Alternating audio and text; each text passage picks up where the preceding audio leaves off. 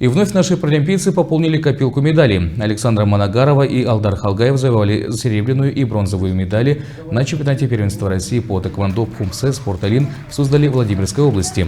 Наши спортсмены впервые приняли участие в таких масштабных соревнованиях. Ребята выступали как в индивидуальных, так и в парных программах. Несмотря на высокую конкуренцию, наши параспортсмены сумели добиться высоких результатов.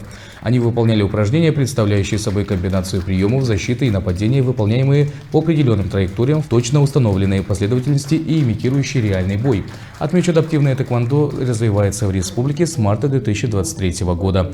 Министр физической культуры и спорта Калмыкии Константин Батыров поздравил спортсменов и вручил денежные сертификаты за высокие спортивные достижения.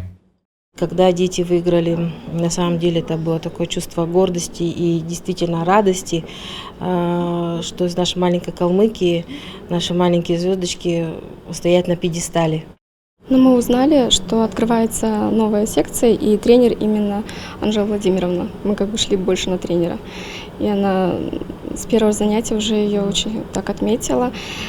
Сказала, что она очень выносливая, все старательная, и она пригласила вообще заниматься в обычной группе. Но спорт — это прежде всего дисциплина, любой вид спорта, а именно тэквондо здесь, конечно, хорошо работает память, мне кажется, тренируется память, она лучше стала запоминать, и координация движений, все, как бы вообще чувствовать тело.